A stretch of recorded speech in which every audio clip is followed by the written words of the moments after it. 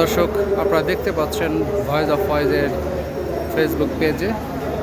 আপনারা দেখুন একেবারে রাস্তা যে ভয়াবহ যানজট, তীব্র যানজট, সেটি একেবারে দেখা যাচ্ছে। একেবারে এই যানজট কখন শেষ হবে, কখন মানুষ তার জরুরি কাজে বের হচ্ছে, কাজ সারবেন, কখন গন্তব্যে পৌঁছবেন, সেই বিষয়টি জানা নেই কারোই। আপনারা দেখছেন একেবারে দীর্ঘ যানজটের সারি, ব্যক্তিগত গাড়ি সবগুলো দেখা যাচ্ছে। পাবলিক বাসের সংখ্যা একেবারেই কম, গণপরিবহন নেই একেবারে বললেই চলে। একেবারে কারণবাজার যে মোড়টি রয়েছে, পুরো মোড়টি আপনাদেরকে আমরা ভয়েস অফ ভয়েসের ফেসবুক পেজ থেকে দেখানোর চেষ্টা করছি।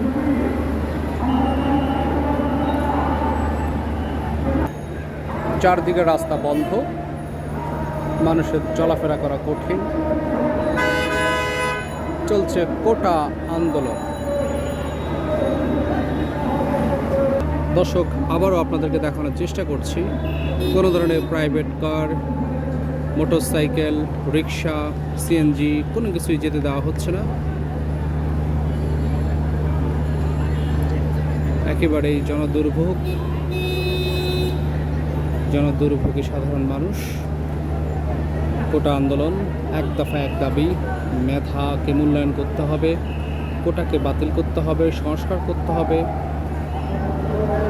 তার দাবিতেই গেল 2 দিন টানা বাংলা ব্লকেট আন্দোলন কর্মসূচি পালন করেছিল। এর মধ্যে একদিন বিরতি দিয়ে আবারও আজ বুধবার বাংলা ব্লকেট কর্মসূচি পালন করছে শিক্ষার্থীরা, কোটা আন্দোলন বিরোধীরা। তারা বলছেন নির্বাহী বিভাগ থেকে পরিপত্র জারি হলেই তারা সড়ক ছেড়ে দিবেন, তারা ক্লাসে ফিরে যাবেন, তারা পড়ার টেবিলে ফিরে যাবেন।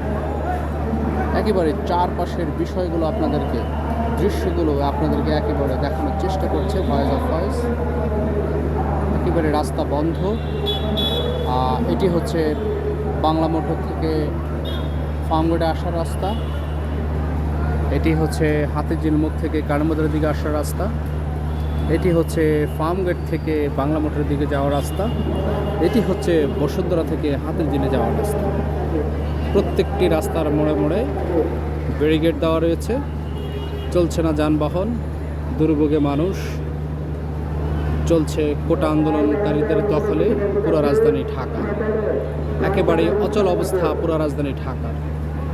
শুধুমাত্র মেট্রো রেল চলছে, মেট্রো রেলে সাধারণ মানুষ যাতায়াত করছেন। দর্শক, আপনারা দেখতে পাচ্ছেন ভ্যান গাড়ি করে হোটেলের মুরগি নিয়ে যাচ্ছে, কিন্তু রাস্তা আটকে পড়েছে। মুরগি নষ্ট হয়ে যায় কিনা তা নিয়ে এখন সন্দেহ রয়েছে ভ্যান গাড়ি চালক। এই মুরগি এগুলো কই যায়? হ্যাঁ, আপনাদের এই যে মুরগিগুলো নিয়ে যাচ্ছেন, এগুলো কতক্ষণ ধরে এগুলো নষ্ট হয়ে যাবে না হোটেলে নিতে নিতে? না, এই সামনে তো গাড়িতে আছে, কাভার ভ্যান গাড়িতে এই দোকান পরে হ্যাঁ, কাভার ভ্যান থেকে নামায় পরে মাথায় করে নিয়ে আসছে। এগুলো কোন হোটেলের? Western green. ও, কত মুরগি? সব তো দেখি ফার্মের মুরগি।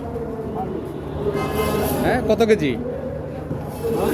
150 কেজি না? কখন এটা সকালে ইয়ে করা হয়েছিল না? এখন আনতে আনতে সময় লাগছে।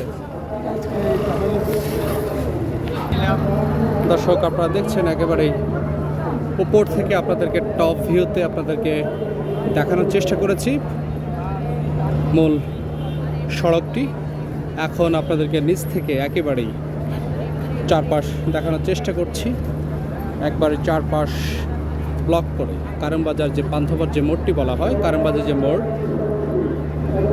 এটি হচ্ছে ফার্মগেট থেকে বাংলা মোটর হয়ে গুলিস্তান যাওয়ার রাস্তাটি, সেটিও বন্ধ। মেট্রো রেলের যাত্রীদের চাপ বেড়েছে।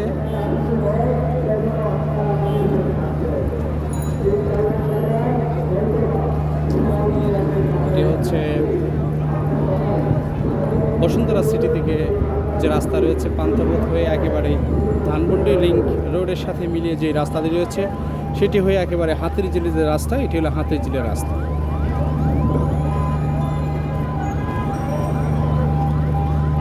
এই যে এটি হলো হাতিরঝিলের রাস্তা, এটি হচ্ছে বাংলা মোটরের রাস্তা, একেবারে বন্ধ রয়েছে, চলাচল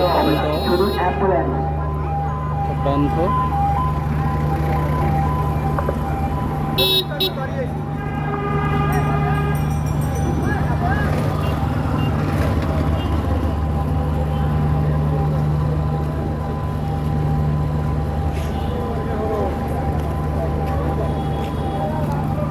একেবারে রাস্তা বন্ধ রয়েছে, মাইক দিয়ে দিয়ে একেবারে বন্ধ। মানুষের দুর্ভোগ, গণমাধ্যম কর্মী রয়েছেন, তারা নিউজ করছেন, গণমাধ্যমে তুলে ধরছেন। দর্শক, আপনারা দেখছেন ভয়েস অফ ফয়েজে।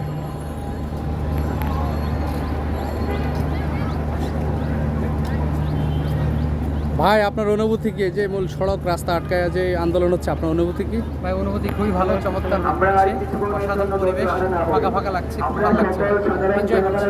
মানুষের দুর্ভোগ, মানুষের দুর্ভোগ চরমে পৌঁছেছে। মানুষের দুর্ভোগ যেমন আছে, আন্দোলন আছে, সব মিলিয়ে। মানুষ বলছে গণমাধ্যম কর্মীরা এক পক্ষে নিউজ করছে, জনগণের দুর্ভোগ তুলে ধরছে না। আমরা আসলে যা পাচ্ছি তাই দেখাচ্ছি, এখানে অতিরঞ্জিত করে কিংবা কোনো কিছু কমিয়েও দেখানো হচ্ছে না।